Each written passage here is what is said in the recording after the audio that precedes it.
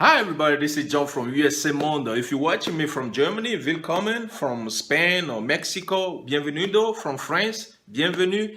And if you watch me from any English country in the world, welcome and welcome back. Today I have another video for you guys. Today's video is about how to fill up form IA64A, which is a contract between a sponsor and a household member.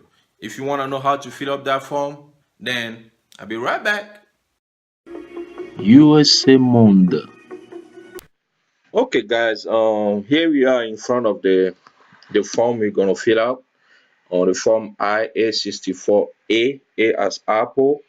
So to download this form, you have to go to the USCIS.gov website, click on form, and then choose the form IA64A. Okay, once you have the form open, then you can start fill it up. Okay. Part one. To start it, you have to start with part one. Make sure if you print this out, you have to print it. Tap everything. Print in black ink. Okay. So if you, in case you're doing online, then you don't have to do that. So let's start with part one. And part one is information about you. So you mean you the household member. So let me clarify this. Household member is basically somebody who live in the same house who is related to the sponsor, the primary sponsor. Okay, so this is where you're gonna put your information, and which is your last name, your first name, your middle name. Okay. Part one, you tap in your mailing address. This is your mailing address area, your physical address. Once again, this is about you, the household member, which is also the joint sponsor. Okay, so you tap in your information, physical information. Over here, your date of birth, city of birth, and all that.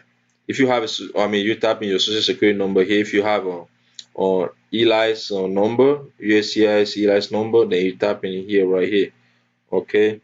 Then we move on to part two. So it can be two, three, four different household member who is helping you sponsor um the immigrant you're trying to bring to United States. So all those people have to fill up this form. Okay. So part two over here, and then they're gonna fill up different form. No, it's not gonna be just one form. They're gonna fill up different forms. Okay. So part two is still about you, the sponsor. The household member. So over here, you check this box if you are the intending immigrant and also the sponsor spouse. So you check the appropriate box, the box that is related, correspond to you, not you, but you know what I mean. Like if you are the sponsor or the spouse, then you check this one. If you are the son or daughter of the sponsor, then you check this box. Basically, just showing the relationship between you and the sponsor. So you check the appropriate box right here. So let's move on to part three. Still about you, the household member. So you check this box if you are employed. So over here, let's say you are a professor at university. So you tap here employed as professor. Then you tap the name of the university where you work. Let's say University of Washington or whatever. So you tap in here. So name of your employer. If you work for two different companies, then you have to use number one, this one employer, number two, the second employer. And then if you are self-employed, then you use this buzzword here, or retire from a company, then they tap the name of the company. Since when you retire, you tap the date over here. If you are an employer also, this is the area for um people who are an employer, the household member who is an employer.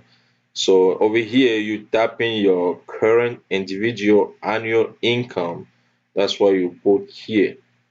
Now let's move on to part four, I believe. Yeah, part four. Part four. This is about your income.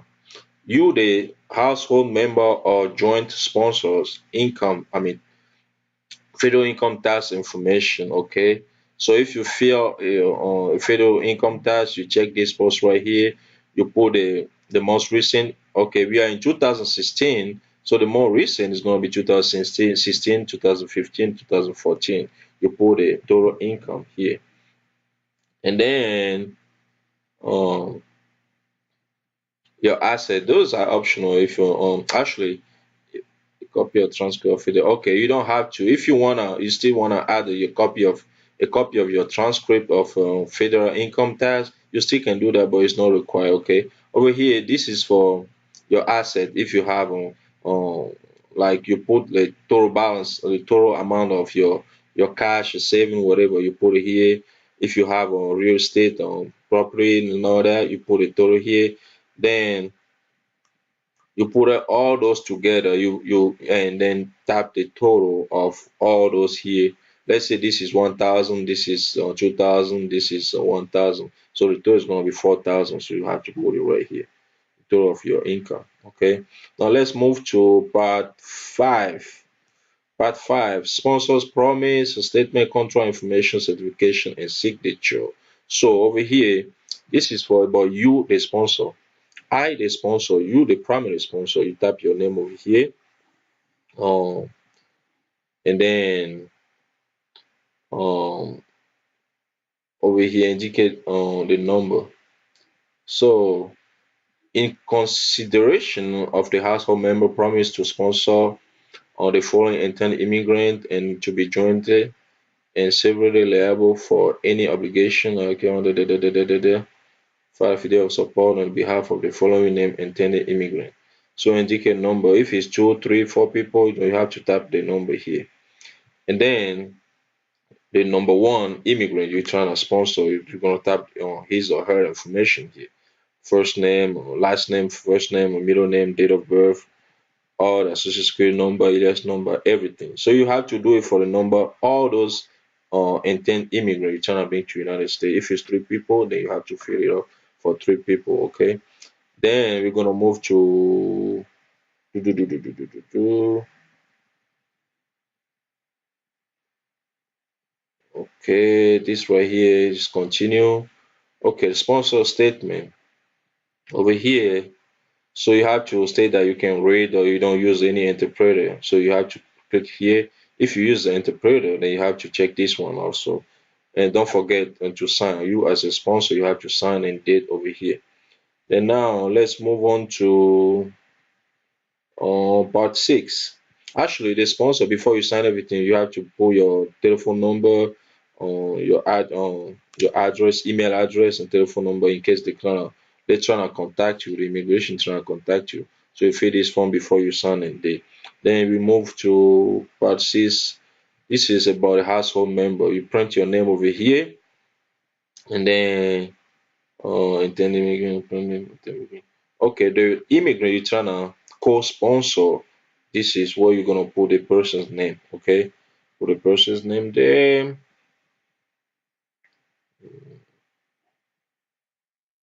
and then passes continue. You have to acknowledge that you can read and you don't use interpreter. You check this. If you use interpreter, you check it just like we just did for the sponsor. Okay, and your information, your telephone number, your email address, all that. If you use this certification, just to certify that all the copy and document you provide is accurate, this, and if the immigration USCIS requires additional document, you're gonna be able to, you know, to send it to them, or they can get them themselves. Okay, part six, continue. Then you have to sign and date. You have to sign and date. Okay.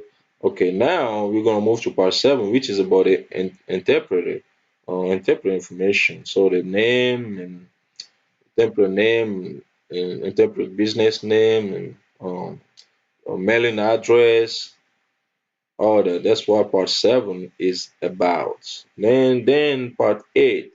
Part 8 is about the preparer. If somebody help you prepare this document, then you have to put that person information as well, their contact number, and the preparer gonna say if he's not an attorney, he gonna check this, but if he's an attorney, then he have to check this box. So you have to check the right box.